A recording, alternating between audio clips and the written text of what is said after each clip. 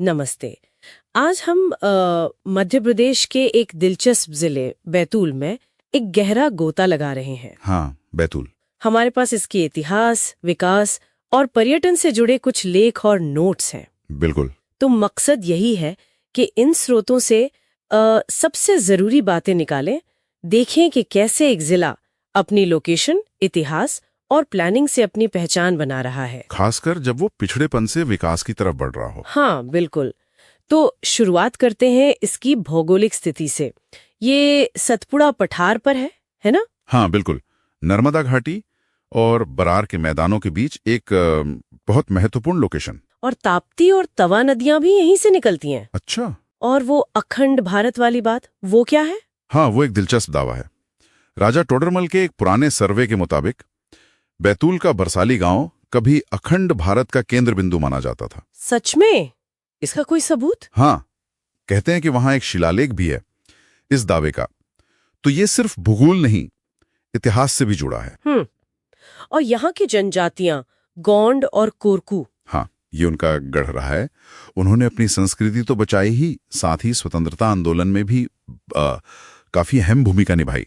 जंगल सत्याग्रह याद है ना? हाँ, जंगल सत्याग्रह, उस पर आएंगे। पर पहले ये कि बैतूल कभी देश के सबसे पिछड़े जिलों में गिना जाता था। बिल्कुल, काफी पिछड़ा माना जाता था।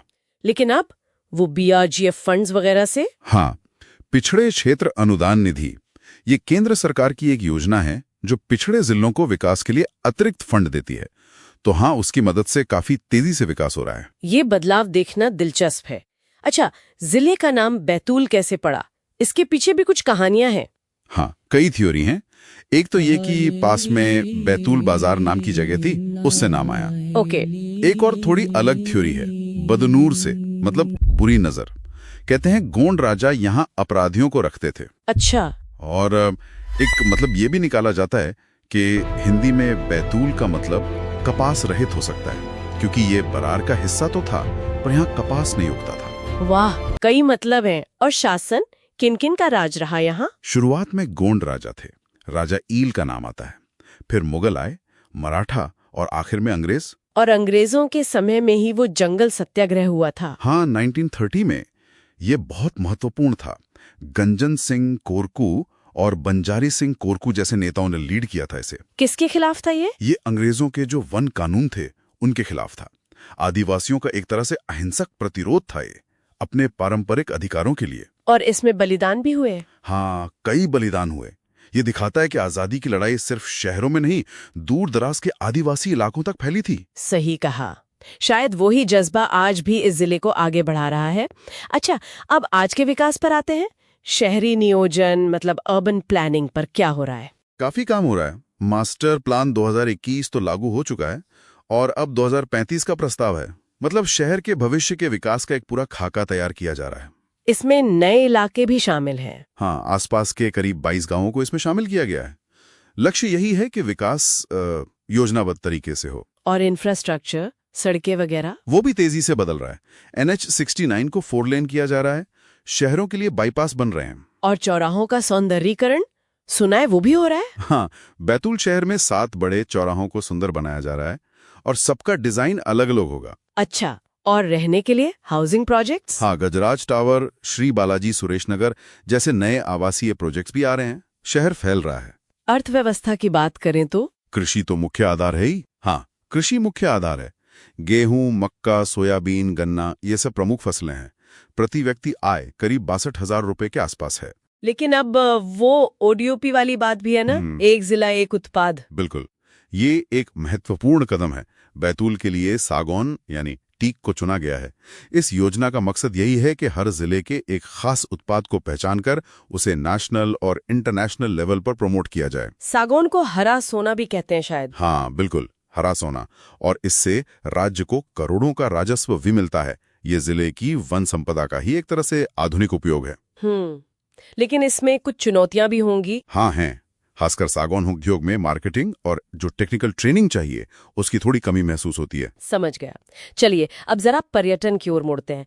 बैतूल में घूमने फिरने के लिए क्या खास है? अरे बहुत कुछ है, धार्मिक जगहों से लेकर प्राकृतिक सुंदरता तक। बालाजीपुरम है एक बहुत बड़ा मंदिर परिसर। अच्छा, क्या खास है वहाँ? वहाँ एक कृत्रिम नदी बनाई गई है, वैष्णो देवी मंदिर की प्रतिकृति भी है, काफी भव्य है। और मुल्ताई है, जहां से पवित्र ताप्ती नदी निकलती है, वहां ताप्ती जन्मोत्सव भी होता है। फिर मुक्तागिरी है, जहां पहाड़ों के बीच 52 दिगंबर जैन मंदिर हैं। बहुत शांत और सुंदर जगह है। और वो सालबर्डी वाली जगह जिसका आधा हिस्सा एमपी में और आधा महाराष्ट्र में है? हाँ, सालबर्डी, वहां शिवजी की गुफा है और ये बिल्कुल बॉर्डर पर है। शिवरात्रि पर बहुत बड़ा मेला लगता है वहां। वाह, प्रकृति प्रेमियों के लिए कुछ। वो कुकरू का नाम सुना है? हाँ, कुकरू, उसे मिनी कश्मीर भी कहते हैं। वो बैतूल जिले की सबसे ऊंची चोटी है, करीब 1137 मीटर। मिनी कश्मीर मतलब ठंडा रहता होगा। हाँ, मौसम काफी सुहावना रहता है। वहाँ कॉफी के बागान भी हैं और अब एडवेंचर स्पोर्ट्स भी होने लगे हैं, कैंपिंग, बर्ड वॉचिंग वगैरह। ये तो बढ़िया है। और ऐतिहासिक धरोहरें, किले वगैरह? हाँ, खेड़ला का किला है, भंवरगढ़ किला है और भैंसदेही में एक बहुत पुराना शिव मंदिर भी है। इतिहास प्रेमियों के लिए भी काफी कुछ है। संस्कृति कैसी है यहाँ की? मिलीजुली संस्कृति है, बुंदेलखंडी और मराठी दोनों का प्रभाव दिखता है। और जाहिर है गोंड और कोरकू जनजातियों की संस्कृति का गहरा असर है। वो लोग बड़ा महादेव की पूजा करते हैं। और मेले त्योहार? ताप्ती महोत्सव होता है, आदिरंग जनजातीय महोत्सव होता है और कुकरू में एडवेंचर स्पोर्ट्स फेस्टिवल भी। ये सब यहाँ की सांस्कृतिक रौनक और पर्यटन क्षमता को दिखाते हैं। तो कुल मिलाकर देखा जाए तो बैतूल एक ऐसी जगह है जहाँ इतिहास भी है। वो अखंड भारत का केंद्र वाला दावा, जंगल सत्याग्रह। हाँ, और विकास भी है। पिछड़ेपन से निकलकर आगे बढ़ना, ओडीओपी में सागौन को चुनना। और पर्यटन की भी अपार संभावनाएं हैं। धार्मिक स्थल हैं, कुकरू जैसा प्राकृतिक सौंदर्य है। वाकई एक अनूठा संगम है। बिल्कुल, ये दिखाता है कि कैसे सही योजना, स्थानीय संस्कृति और प्राकृतिक संसाधनों का मेल किसी क्षेत्र की तस्वीर बदल सकता है। हाँ, और ये भी कि कैसे केंद्रीय मदद और स्थानीय पहल मिलकर जमीनी स्तर पर बदलाव ला सकते हैं, खासकर उन इलाकों में जो विकास में पीछे रह गए थे। सही कहा।